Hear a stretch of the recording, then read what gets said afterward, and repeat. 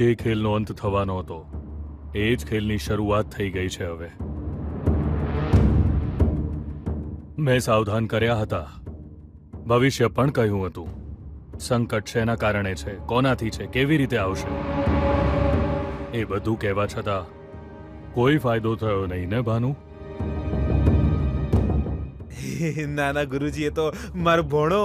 સંકટ એ જ દિશામાંથી આવવાનું છે એ તો ખબર જ હતી ને. પણ ગુરુજી, અમે એને રોકવાના બહુ જ પ્રયત્ન કર્યા. છતાં એણે તમારા ઘરમાં પ્રવેશ કરી લીધો ને. હા, જો પેલી છોકરી સાથે વિજયના લગ્ન થઈ જાત તો તમારા પર આ સંકટ ક્યારેય ના આવે. જો વિજયે ખાલી એને મંગળસૂત્ર પહેરાવી દીધું હોત તો ગીતા તમારા ઘરમાં પ્રવેશ ન જ કરી શકી હોત. અરે ગુરુજી, એ પ્રેસ વાળાની ધમકીઓ આલીને અમારા આખા પરિવારને અને મારી બહેનાને ડિપ્રેસ કરીને આ ઘરમાં આવીને ફિક્સ થઈ જઈ સર. તમે જે પ્રમાણે કહ્યું હતું એ અનુસાર મેં બહુ જ પ્રયત્નો કર્યા હતા, પણ વચ્ચે વચ્ચે અવરોધ આવ્યા કરતા હતા. હવે અમે શું કરીએ એ કહો ગુરુજી. જે કરવાનું હતું એ તો તમે ન કરી શક્યા. આગળ શું કરવાનું છે એ હું કેવી રીતે કહું? એણે નહોતું આવવું જોઈતું, પણ એ આવી જ ગઈ. તો પછી જે આગળ થવાનું છે એ પણ થશે. ગુરુજી, એના વિશે હું ઘણીવાર કહી ચૂક્યો છું અને તમને એના સંકેતો પણ મળ્યા હતા, પણ તમે એને અવગણ્યા. આજ પછી એવા સંકેત મળવાનું બંધ થઈ જશે. સંકટ આવવાના શરૂ થશે. તમારા જીવનમાં આવી રહેલા તોફાનને તમે જોઈ શકો છો ને ભાનુમતી? હું આવી વાતો કરું છું એમ વિચારીને તમે ખરાબ ના લગાડતા, ખોટું ના સમજતા. મેં તમને અહીં એટલે નથી બોલાવ્યા કે તમે ખાલી આ ભવિષ્યની વાતો કરીને મને ડરાવો. અત્યારની પરિસ્થિતિને જોઈને, આ પ્રોબ્લેમ વિશે તમે કોઈ ઉપાય બતાવશો એમ વિચારીને જ બોલાવ્યા છે. અત્યારે તો મને જોઈએ છે આ ઘરમાં અડ્ડો જમાવીને બેઠેલી ગીતા નામના પ્રશ્નનો ઉત્તર. એ પ્રશ્નનો ઉત્તર જ નથી. હવે વધારે વિચાર ન કરશો. દીકરાના લગ્ન જલ્દીથી કરાવી દો એવું મેં કીધું હતું ને, પણ તમે એવું કર્યું નહીં. એટલે હવે કષ્ટ ભોગવવાનો વારો તમારો. તૈયાર રહો. ગુરુજી, જો તમે જ આવું કહેશો તો અમારું શું થશે? હે, તમે કોડિયો નોખીને જુઓ ને, કદાચ કોઈક રસ્તો નીકળી જાય. ગુરુજી, અત્યારે તો એક જ રસ્તો છે, એનાથી બચવાનો પ્રયત્ન કરો. જ્યારે કોઈ તોફાન તમારી તરફ આવે તો હાથ જોડીને ભગવાનને પ્રાર્થના કરવી જોઈએ કે પછી પોતાની જગ્યાએથી સુરક્ષિત જગ્યાએ જતા રહેવું જોઈએ. પણ ગુરુજી, અમારું ઘર છે, અમારી જગ્યા છે. તોફાનને એનાથી શું ફેર પડે? એ કંઈ નથી જોતું. એના રસ્તામાં જે આવે છે એ બચી નથી શકતા. અત્યારે તો હું માત્ર આટલું જ કહી શકીશ. બકા, કાલે તો ગજબ થઈ ગયું. અમે કંઈક જુદું વિચાર્યું હતું, તે પણ કંઈક જુદું વિચાર્યું હતું, પણ બધું ઊંધું જ થઈ ગયું ને આપણી બેન્ડ વાગી ગઈ. તો શું થયું? હવે એ જ વાતને વારંવાર રિમાઇન્ડ કરીને મને હેરાન ના કરીશ, સમજો તું? એવી વાત નથી દોસ્ત, આ તો એમ જ. આમ પણ યાર, ગીતા ત્યાં જ છે ને. હા, ઓ, એટલે તે એની સાથે કોઈ કોમ્પ્રોમાઇઝ કરી લીધું લાગે છે. વિજય, જો તે એને એક્સેપ્ટ કરી લીધી હોય તો પછી મને લાગે છે કે તમારા લોકોની સુહાગરાત પણ સારી રીતે થઈ હશે. શું કહ્યું? કઈ નહીં યાર, હું તો એટલું જ પૂછું છું, દુશ્મન સાથે લગ્ન કરીને કેવું લાગે છે? બકવાસ બંધ કર. એ કોઈ પ્લાનિંગ કરીને ઈરાદા સાથે આ ઘરમાં ઘૂસી છે, તો શું એને માથા પર બેસાડી લઉં? બહારથી આવી ગંદકી અમારા ઘરમાં આવે ખરી, પણ પછી કૂડામાં પડી રહે છે. એટલે મારા ઘરમાં એને ઇજ્જત નહીં મળે.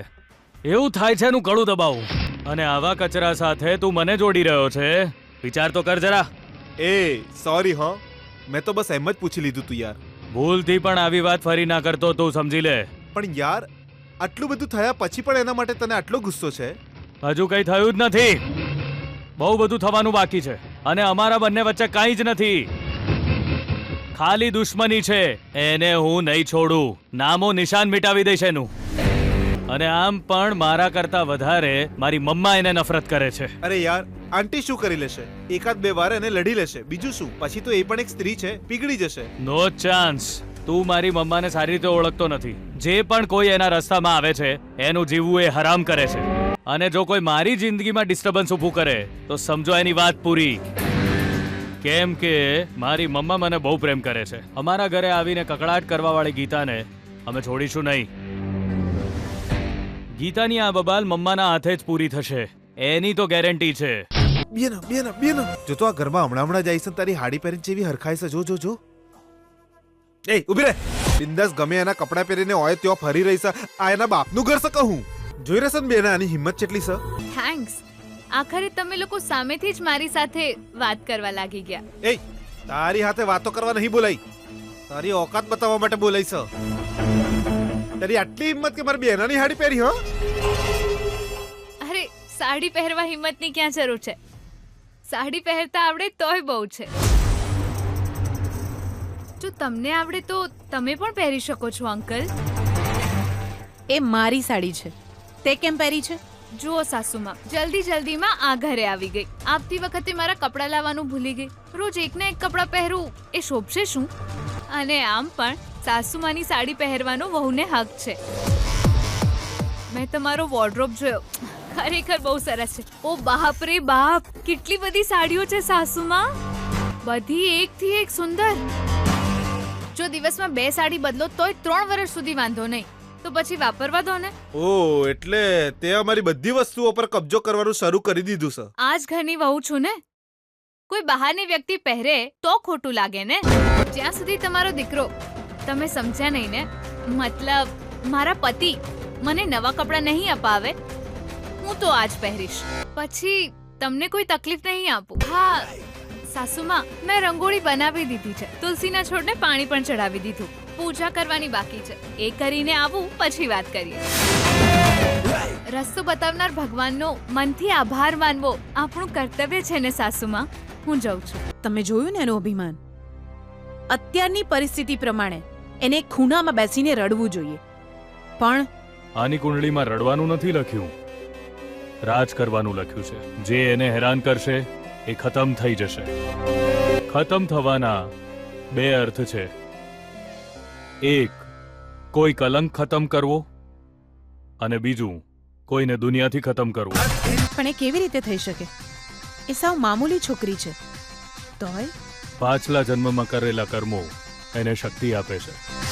પાછલા જન્મના કર્મો? હા, મેં એના વિશે તમને પહેલા પણ કહ્યું હતું. કેમ કે આ જન્મમાં જે તમારી પાછળ પડી છે એ તમારા આ જન્મનો બદલો નથી ભાનુમતીજી. એ તો જન્મ જન્માંતરનો બદલો છે. અને એ કોઈ મામૂલી છોકરી નથી. આ તો એના ભાગ્યમાં લખ્યો છે રાજયોગ. અને એ બિલકુલ યોગ્ય જગ્યા પર જ આવી છે. એને આગળ વધતા કોઈ પણ નહીં રોકી શકે. એની આંખોમાં અગ્નિ બિરાજમાન છે, જે એને સમજે એના જીવનમાં પ્રકાશ લાવી દેશે, અને જે ખરાબ ઈચ્છે એને બાળી નાખશે. જો આ બધું આવી જ રીતે ચાલ્યું તો એ તમારા પતિના રાજનૈતિક જીવનમાં પ્રવેશશે. મુખ્યમંત્રી બને એમાં કોઈ નવાઈ નહીં. હું જઉં છું. દેવીમાં, ખરેખર કહું તો હું જે પરિસ્થિતિમાં છું એ તો મને પણ નથી સમજાઈ રહ્યું. મારા જીવનમાં સ્વાભિમાનની લડાઈ શરૂ થઈ ગઈ છે. મારા ખાનદાનનું નામ, મારા મમ્મી પપ્પાનું નામ રોશન કરવાનું એ જ મારો ઉદ્દેશ્ય છે. પણ આજે બધું બદલાઈ ગયું છે. હવે મારી આ નવી લડાઈને શું નામ આપવું એ મને નથી સમજાઈ રહ્યું. અહીં હું મારી ઇજ્જત બચાવી રહી છું, મારા પપ્પાના માન સન્માનને બચાવી રહી છું, મારી સાથે ખોટું કરવાવાળા માણસને પાઠ ભણાવી રહી છું, કે પછી મારા આત્મવિશ્વાસને વધારવા આવી છું. આગળ હું શું કરીશ, મારું ભવિષ્ય શું હશે, મને કંઈ જ ખબર નથી.